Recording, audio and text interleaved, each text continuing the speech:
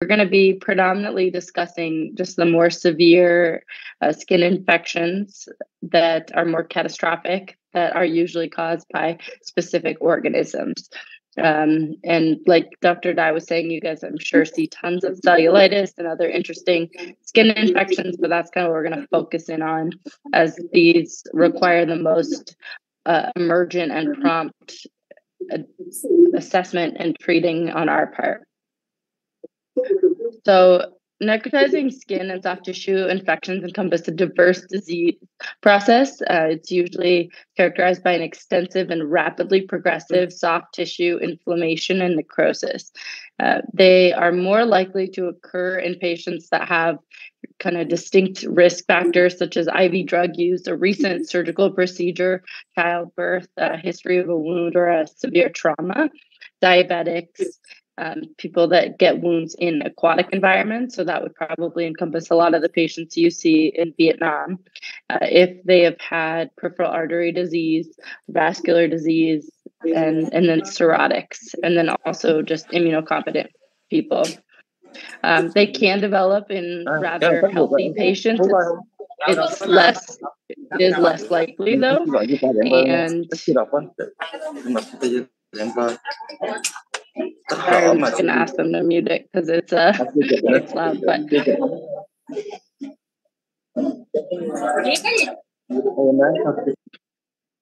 I'm gonna mute them. Okay.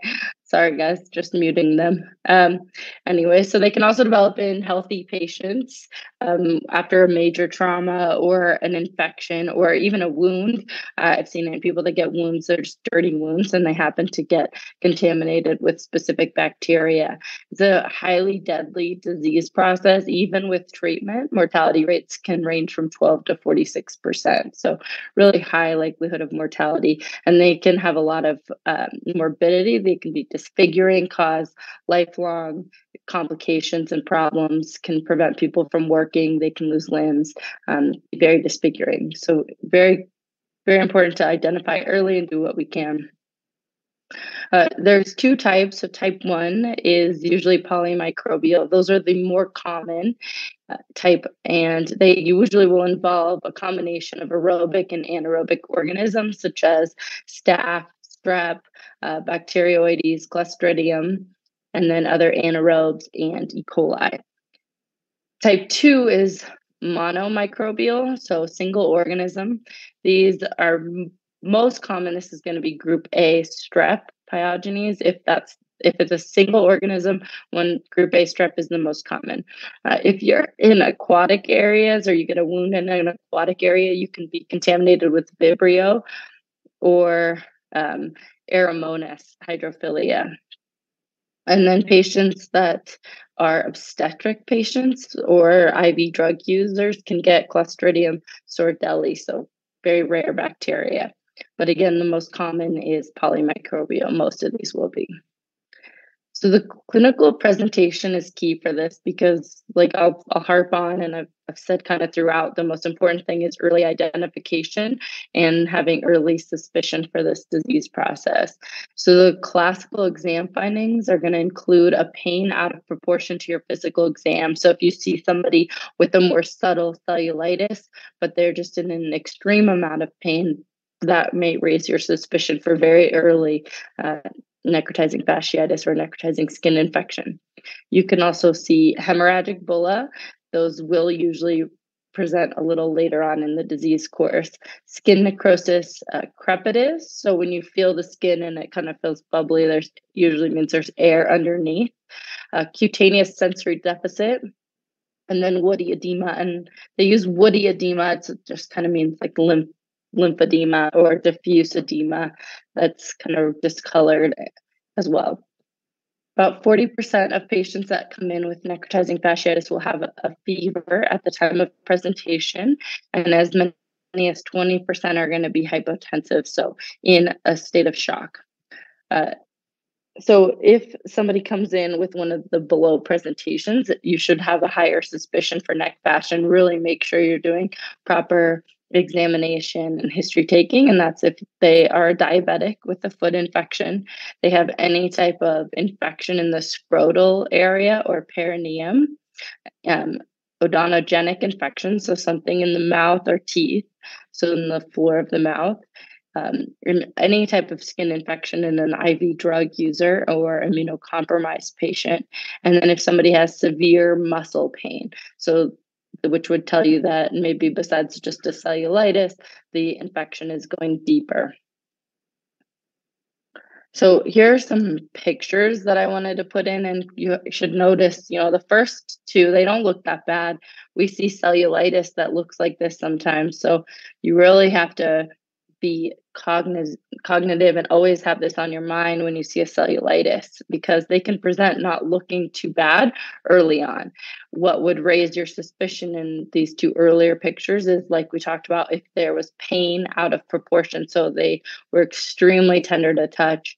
If this wound was rapidly progressing, so say you started more mild and then was just extending up the leg very quickly, or if the patient was unstable in any way, so their vital signs were unstable, they had a high fever, high white blood cell count, and we'll talk about some of those things. The bottom three, or the third and then fourth and fifth pictures, are a little more obvious. If you're seeing these types of wounds that are so extensive, you're obviously going to have a much higher suspicion for it. Unfortunately, when they start to present in this stage, the disease process is pretty far along, and there's been extensive tissue damage. And so being able to salvage these limbs or help the patient becomes more challenging. And if you see anybody with wounds like this, you need to make sure that you are immediately consulting surgeons and getting started on treatment pathways to prevent them from spreading any further. A couple different, just to talk about, so there's necrotizing skin infections, and that's just more broad term, but in two locations, they have a different name, and they're not too different in how we treat them or the organisms caused by it. But remember, Fournier's gangrene is an acute necrotic infection, particularly in the scrotum, penis, or perineum. They are more common in males, though they do occur in both sexes. So it would be characterized by scrotal pain or perineal pain, redness with rapid progression to gangrene and sloughing of that tissue. They're usually secondary to a perirectal or periurethral infection associated with some trauma, operative procedure, or urinary tract disease. And these are much more common in diabetic patients. So just remember, if somebody comes in with testicular pain or scrotal pain, make sure that you're examining the skin, looking at the area, making sure you don't see anything too remarkable. And sometimes these can be hard in really severe diabetics because they do have a level of neuropathy that will occur even higher up in these areas. And so they may not complain of that pain out of proportion or, clue you into how bad it is. The next is Ludwig's angina. So this is a rapidly and frequently fatal progressive gangrenous cellulitis and edema of the soft tissue of the neck and floor of the mouth. It usually will originate in the mandibular gland and with elevation and displacement of the tongue. So you can see that on that middle picture. Most Ludwig's angina's infections are odontogenic, meaning they stem from the teeth. Other causes may include a peritonsillar or peripharyngeal abscess, mandibular fractures, oral lacerations, piercings, or submandibular sialodenitis. Predisposing factors for these may be really poor dentition, any recent dental treatments, diabetes, malnutrition, alcoholism, if you have suppressed immune system from AIDS or medications after an organ transplant, and then trauma. Usually the clinical presentation, people come in with painful neck swelling, dental pain, difficulty swallowing or breathing, fevers, and then just not feeling well. If somebody starts to get this neck swelling and then their tongue is protruding or elevated, then that should really clue you into a Ludwig's and raise some red flags for you. These patients can start to develop stridor or trismus cyanosis and then their tongue displaced. So this not only is an emergency because they likely have a severe organism or an aggressive organism in their mouth that may cause extensive tissue damage and make the person ill. But then you also are dealing with an airway emergency. So when you have anybody that you're suspicious of Ludwig's or they have this, then be really, aggressive with initiating treatment, getting the people involved you need to get involved, and starting treatment as fast as possible. So for all of the necrotizing skin and soft tissue infections, including Ludwig's as well as Fournier's gangrene, we can kind of talk about them lumped together. So some diagnostic considerations. So clinical suspicion is really key for these, because if you have somebody that you really are totally sure they have a neck fash, then you should not really take the time to do all this. You can do it at the same time, but your biggest thing is going to be calling a surgeon and getting them to the OR, because surgical debridement of these wounds is the gold standard for diagnosis, and really the only way that you can 100% say that it's a necrotizing fasciitis. So remember that if you're highly suspicious, just call the surgeon. It's always better to have the surgeon, balk at you or give you a hard time for calling too soon than not calling soon enough from our standpoint as ER doctors. If you have a little more time, your patient's a little more stable, or you're on the fence, you can calculate what's called a Lernick score, or a laboratory risk indicator for necrotizing fasciitis. The studies have shown that this isn't very sensitive. It will miss cases, but it can be helpful. It can also be a helpful tool when talking to surgeons. If you're like, oh, I really think this is, and they're not sure, but then your patient has a high Lernick score, that gives you a little more backing for them to come see the patient immediately. So what goes into this is just 6 lab values. So a CRP, a WBC, hemoglobin, sodium, creatinine, glucose. And then you'll calculate that score, and you can do this MD Calc. The online will have one, and it's good. It helps you. So if your score is less than 6, you're lower risk. If you're 6 to 7, intermediate risk, and higher than 8, it's high risk for necrotizing fasciitis. But again, remember, if you're suspicious, even if the patient is low risk on their Lernick, but you are suspicious, that does not rule out necrotizing fasciitis. You can still have it with a low score, especially if your disease is presenting early. You can obtain an X-ray of the area. It's again not the most sensitive, but in some cases it can demonstrate some subcutaneous gas in a stippled pattern. CT with IV contrast is going to be the diagnostic study of choice. So if you are going to get imaging, this is the study to get. It's quick and it's fairly reliable. So usually a CT will show gas along the fascial lines, as well as some edema and then enhancement. But the biggest thing they're looking for there is the gas. You can get MRI. It's sensitive, it's specific, but the problem with MRI in this case is that it's time consuming. It's going to take way too much time, and you probably don't want to put a patient with neck fash. These patients are usually not stable, and you don't really want to send them to MRI for 2 hours. There are some newer studies. People are starting to use ultrasound, so bedside ultrasound, and there's been some data. The data is a little mixed, because some of it shows that it is actually pretty reliable, and others it's not. So it's very user dependent. On ultrasound, you may see that gas. So you'd see air, dark areas, as well as some fascial thickening and fluid. The problem is it becomes a little difficult to distinguish from cellulitis, and then it's hard to say what you're doing with that. In a lot of cases, the surgeon's not just going to say, oh, okay, we'll take your word for it and take them to the OR. So you're going to either have to just do it based on clinical evaluation labs, or get some CT imaging. So the treatment for this, again, and I harp on this because it's so true, is just prompt surgical debridement. That is what you need for the treatment in these patients. Survival and limb salvage are significantly improved in patients who go to the OR within 6 to 24 hours of the development of these diseases.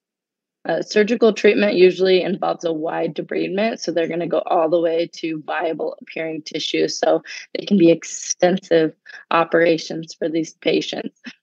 Something to consider, a lot of times surgical teams will do it, but these patients get very, very ill after surgery because they have to debride so much area. They become very hypotensive. A lot of times they require blood.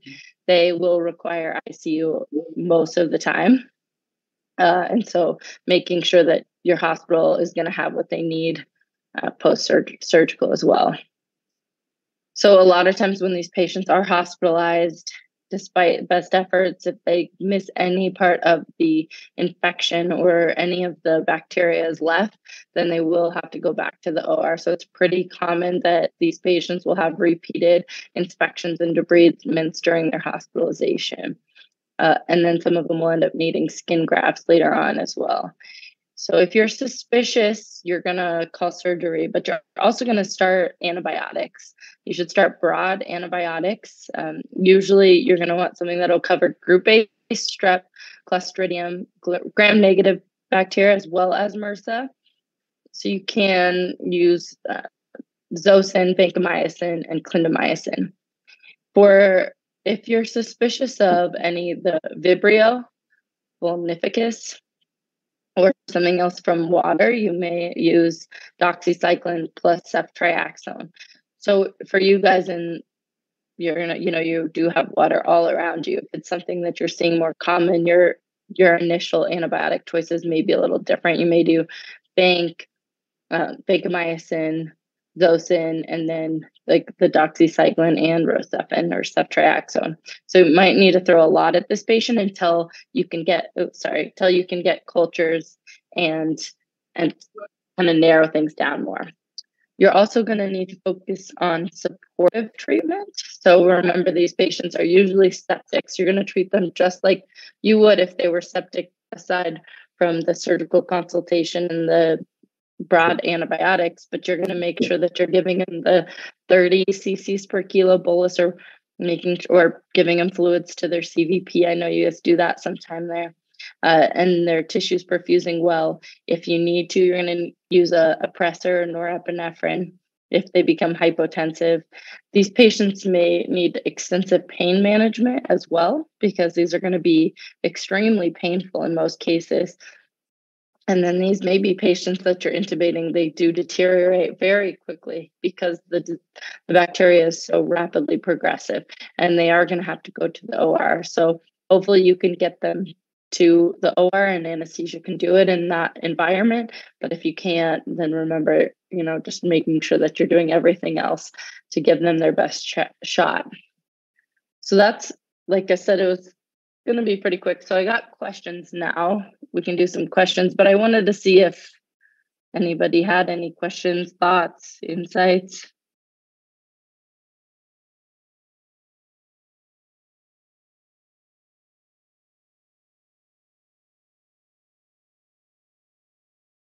Maybe the Vietnamese colleagues can tell me, do you guys see Vibrio vulnificus? Do you see that often?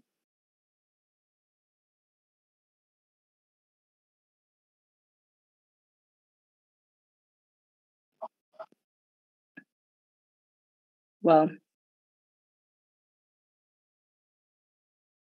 it's probably hard to tell bacteria because a lot of times we don't get the cultures back on the patients we see in the ER, because they're just, by the time the cultures come back, they're not in our care anymore. So it may not be something that you always follow up on.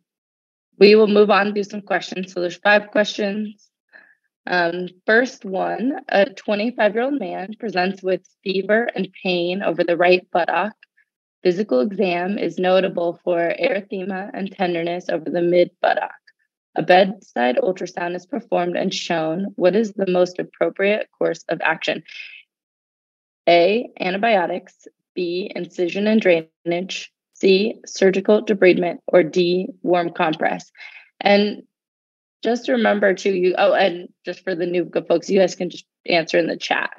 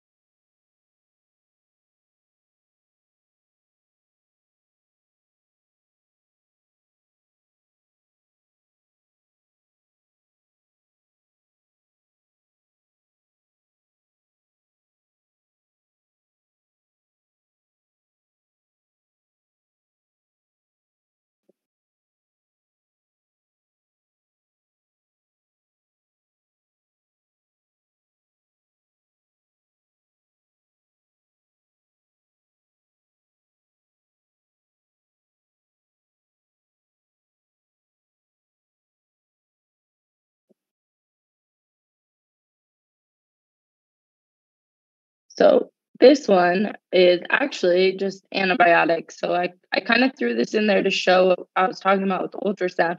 This is just your more traditional cellulitis. So there's nothing in the question stem that's going to trigger you to necrotizing skin infection. His mild pain, tenderness over that area, and then the ultrasound. So in this is just cobblestoning. So there's no gas in here.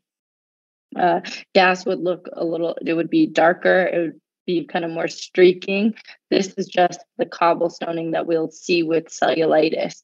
So this is an example. You could do the ultrasound. If you saw something more like gas, it may raise your risk for more, or your suspicion for a necrotizing skin infection as opposed to just traditional cellulitis. In this case, I would suspect just cellulitis. So you would start antibiotics. You could do your Lernick score to see if that increases your suspicion for a necrotizing skin infection. But based on his exam and then what you see on ultrasound, probably just start antibiotics.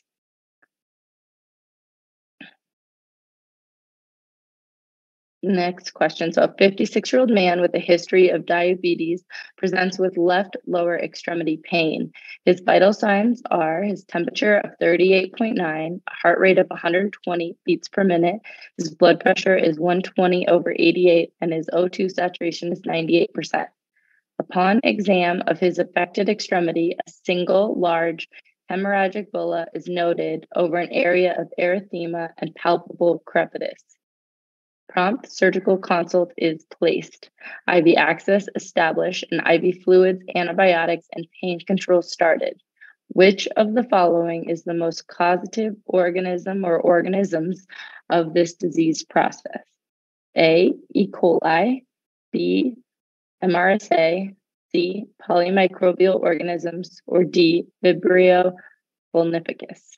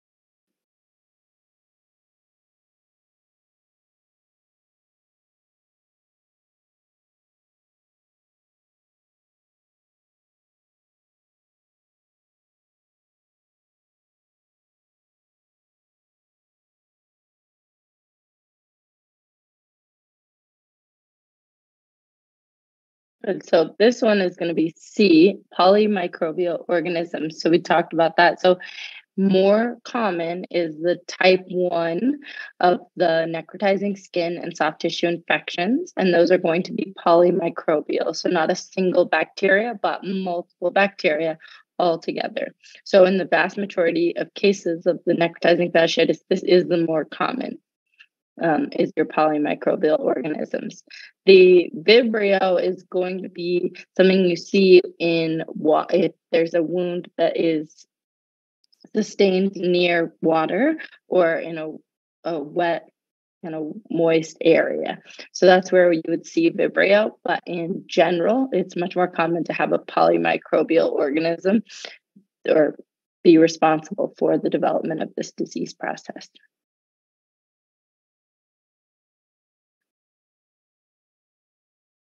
So a 72-year-old white female presents to the ED complaining of leg discoloration, pain, and swelling, which developed over several hours. She noticed that a large area of her left upper leg was reddish blue with small blisters and markedly more swollen. The patient denies any fever, trauma, or bites. Doppler ultrasonography of her left leg 2 weeks prior had yielded normal results. On physical exam, the patient is alert, appears pale and anxious, and is in moderate discomfort from pain in her leg. Her vital signs are her temperature of 97.8, a pulse of 73 beats per minute, blood pressure of 113/59, and respirations of 18 breaths per minute. Her left leg is tender to palpation without crepitus. Pitting edema extends the entire length of the leg with a reddish blue discoloration. Numerous small vesicles are also noted, and a 3 to 5 centimeter hemorrhagic bullae on the medial thigh. So that picture. What action should be done immediately? A, consult surgery. B, give 1 liter of IV fluids. C, debride the blister at bedside. D, obtain an ultrasound of the lower extremity to rule out DVT. Or E, consult infectious disease.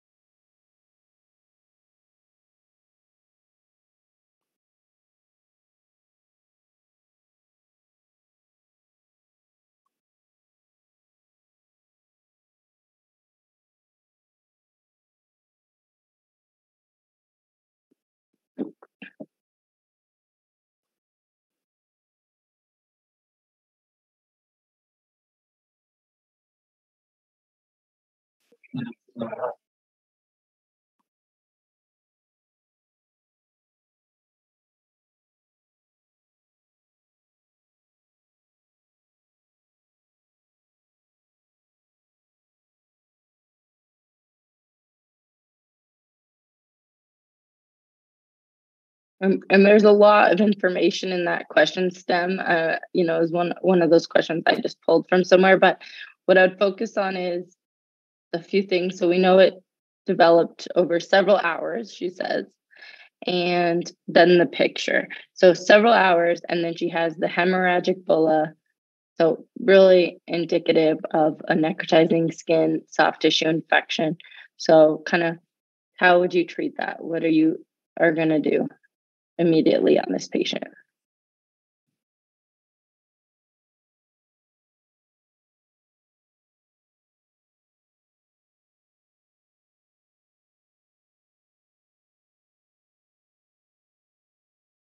Okay, so yeah, it's going to be A, so consult surgery. So we talked about this throughout the lecture. If you have a high suspicion for necrotizing fasciitis or necrotizing skin or soft tissue infection, going to consult surgery because these patients are going to need to get emergent surgical debridement of the area.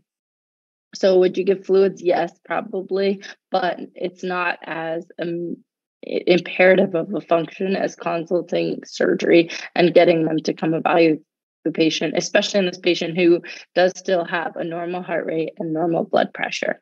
You don't want to get into debriding it, the blister at the bedside. I would not mess with these because a lot of times they're just going to go so deep and it's going to be such a mess. So you don't want to be doing anything at the bedside. So consult surgery, get that patient going on getting them to the OR. Eventually, yes, you're also going to give antibiotics and do all the other things you need to do on this patient, but surgery first. And then next one. So due to its significant mortality, early recognition of necrotizing fasciitis is critical. Which of the following is the most helpful in making an early diagnosis? A, crepitus on examination. B, vesicle and bulla development on the skin surface. C, serum C-reactive protein or CRP of greater than 150. D, pain out of proportion to exam findings. Or E, rapidly expanding purplish red erythema. And now I'll point you to the key. It says the key for an early diagnosis on this one.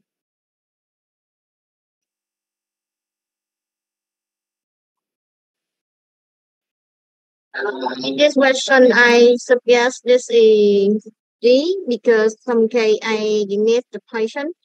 On this case, they have a very painful in the sling. Crepitus is few case we can check this. Almost case we can check the ear in the tissue from the CTs or from X-ray or something, and we change examination in the very rare can check the crepitus or examination very rare. Mm-hmm. Yeah, that's great. I agree. I agree. The pain out of proportion is going to be key on this one, and I agree. The crepitus you will see, but again, that's usually later. So extreme pain with minimal cutaneous findings is often the first manifestation of a more serious underlying problem. So you hit the nail on that one.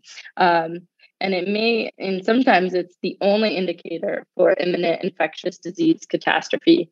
Crepitus is only present in about 10% of patients. And by the time there are these hemorrhagic bulla, the bulla or the vesicle, there's significant tissue damage and widespread infection.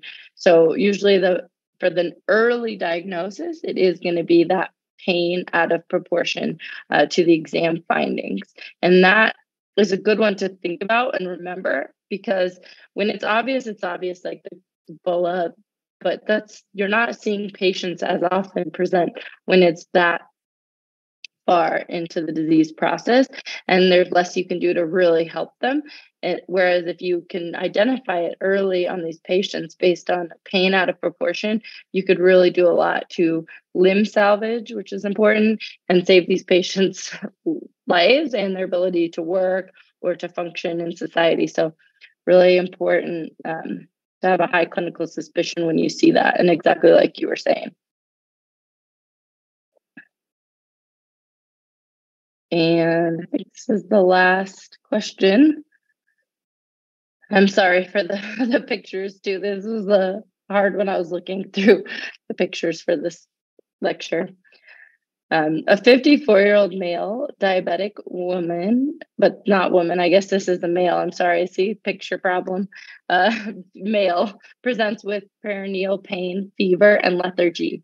Perineal exam is shown. This is obviously a male, not a female. Which of the following is the most appropriate next step in management? A, corticosteroids. B, oral antibiotics. C, IV antibiotics. D, IV antibiotics and surgical debridement. Or E, MRI of the pelvis.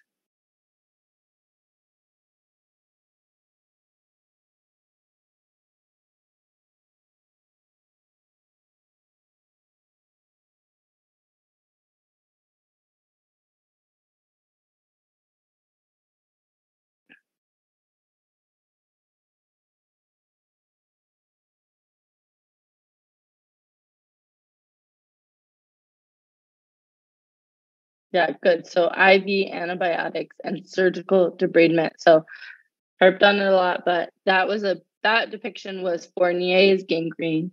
So just kind of showing you that if it's necrotizing skin soft tissue infection, no matter the location, the treatment is pretty similar. So IV antibiotics, what you can do at the same time as you're calling the surgeon, because this patient ultimately needs surgical debridement for definitive diagnosis as well as treatment.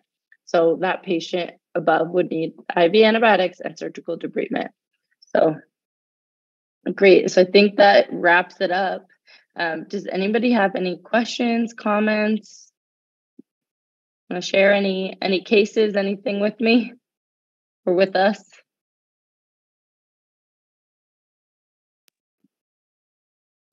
Dr. Poirier, I think the cases that I've seen in our ER are definitely those that you've talked about where they're really early.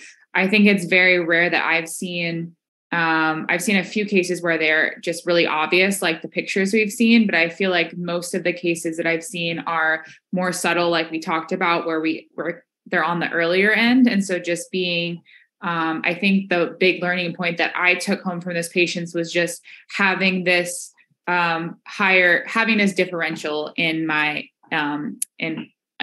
differential when I'm thinking about patients who are coming in with skin infections, and not always just thinking at cellulitis, but maybe in the back of my head thinking about could this be a necrotizing infection?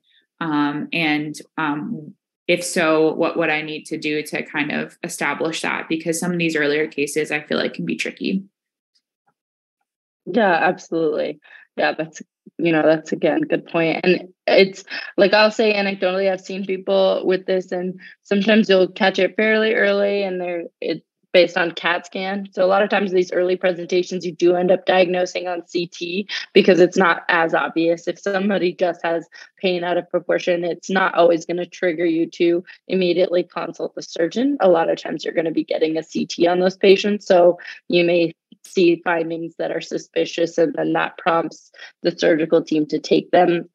I think more often than not, that's how we're seeing these cases present to us in the ER. But I will say that these patients can also deteriorate fast. I've had people in the ER, they come in and they're just saying pain out of proportion. They have what looks to be a more mild infection, and then they start to crump really fast. So the patient I had kind of recently came in with something similar, and then before the end of the stay was almost getting intubated, just became extremely hypotensive, was not responding to fluids, ended up on pressors, became needing a non-rebreather for oxygen. So they do get sick really fast, and that is something that maybe distinguishes them as well. So usually you can have a pretty good clinical suspicion for these, but only if you're looking out for it. And yeah, and then your diabetics. I swear most patients I've seen with this are diabetic. And like Dr. Dye was saying before, you have a lot of diabetics. So on any of your diabetics with wound infections, just have this in the back of your mind, or in the front of your mind, really. Yeah, anybody else?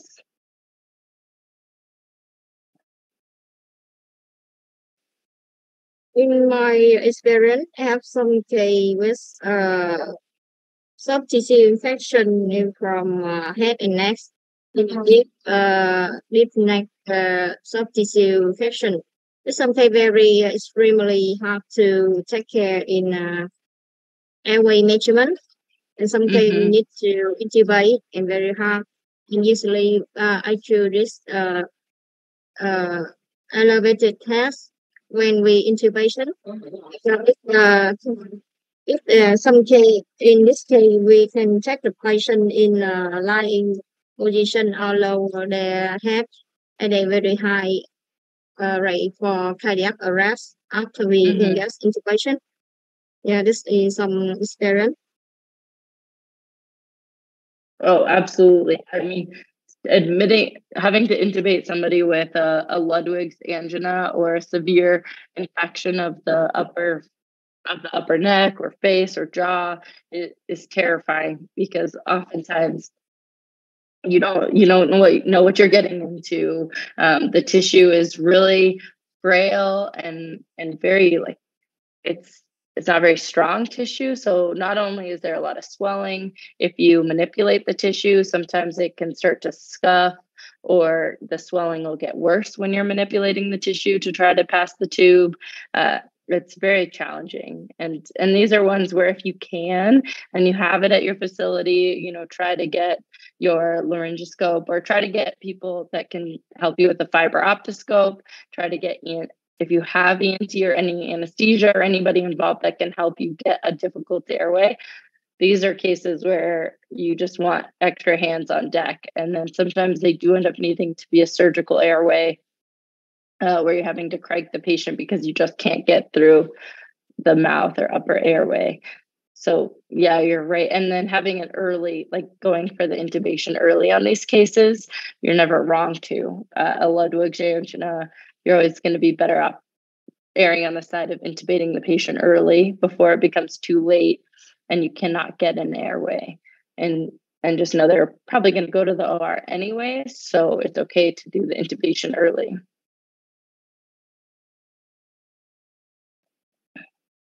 And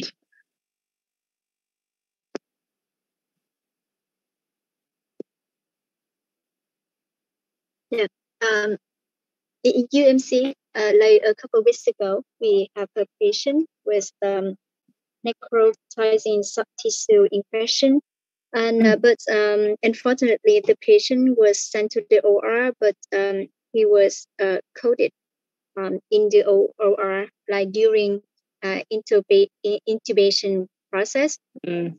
And yeah, and I feel like his to say you mentioned that the mortality is really high, but do you have any idea or opinion about why the patient? So this is a like 60 years old male with histories of diabetes and Cushing syndrome, and he admitted to the ED because of necrotizing fasciitis in his thigh, and it's spread to his left left thighs and buttock or buttock, and yeah, and we do a multidisciplinary consultation, and we decided to send him to the OR. But yeah, the patient was coded before we performed the surgery. Yeah, and but I feel kind is like I don't know why the patient deteriorate right really quickly, and he had cardiac arrest at the time of intubation. Do you have any idea about that? Without knowing the specifics, I can't say exactly, but most people that, for him, if he had this severe infection like a necrotizing fasciitis, he was likely septic or having some sort of septic shock. So if his blood pressure was low, a lot of times those patients will arrest peri-intubation, because a combination of the medications you give and then the procedure of intubation itself completely takes away your sympathetic drive. So whatever your body is holding on to, that sympathetic drive that causes some vasoconstriction when you give them the medicines, a lot of times that goes away. And so their vessels dilate and their blood pressure drops extremely low. And then that will cause them to arrest. That would be my bet on not having seen him, because so many people with that present with a necrotizing skin infection are also septic. So, it's hard without the specific details of the case, but a lot of times if you are trying to intubate a patient that's septic, that's why sometimes we'll do the push dose FE, or making sure they're getting adequate fluids first and they're okay before we give the medicines and do the procedure of intubation. Yeah. So this patient we gave norepinephrine, vasopressin before we sent the patient to the OR. But when he was in the OR, the the doctors in the OR, he saw that his BP is quite high. Then they stopped the vasopressor. And then they got okay. intubate the patient, and then it was coded. Yeah. So Yeah. yeah, it sounds like you were doing the right things, and then it's hard when you don't have control over the patient anymore, you know. And so it's hard, and you know, it could have been the infection just going quickly throughout his body as well. I mean, it might have been affecting other parts. He might have had something else that was contributing to him getting the infection, you know, if his immune system was suppressed in some other way besides just the diabetes. So it's hard to say, but it does sound like, I mean, you had him on vasopressin, you got him to the OR, so you kind of did everything that you could have done from the ER standpoint. And then unfortunately, the patients become somebody else's. Yeah. It's tough though. Yes. And thank you. And I'm sorry for being late this morning. Oh, because you're fine. I tried to find the link to access to your lecture. Uh-huh. But I access the old email, and when I signed into the meeting, there's only me, and I thought that there's only me. That the meeting wasn't started. Oh, yeah. So I did and so after so and Okay. after that I signed into the wrong link. So I really want to learn more about this topic, but Yeah. but I didn't. I could not catch up your lecture on time. Yep. So I hope Okay. that would you mind sending me the PDF Of file? course not. Yep. Yeah, no, of course not. I'll send out all the if I don't send it out right away, at the end of this month, I'll send out all of the lectures, all the PDFs, like for the PowerPoints. Yeah, for sure. Yeah. Thank you so much. Because Thank you. I have a little experience in this disease. That I met quite just a few patients, and all of them have really severe. Mm-hmm. Yes. So, but I still want to learn more about this. Yeah, absolutely. Great. Yeah, I'll definitely send out all the PowerPoints at the end too.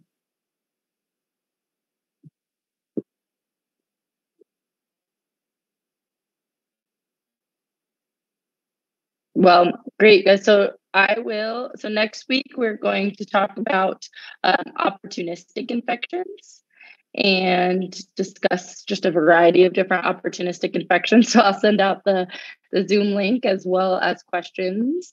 And then also starting next week, you guys are going to have Shunyi is going to be there, and that should be great. And he's going to do some ultrasound work with you guys, which will be helpful. And then the 4th week, I'll do another lecture. And then the 5th week, we'll have a guest lecture, one of your Vietnamese colleagues, which should be really exciting. So, yeah, I know. Is he going to do the lecture in English or in Vietnamese? Okay. Well, I'm excited. I want to learn. I'm looking forward to it. So, yeah, I will. Yeah, I know. I'll be there. Don't worry. I'll be there next year. Well, yeah. Wow. Interesting. Yeah, it'll be good. Yeah. Uh-huh. Wow. Interesting. Strange. Well, I look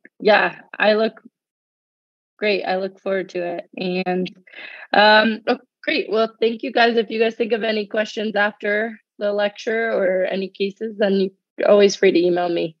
So thank you guys. Yep. Thank you. Thanks, you too. Bye.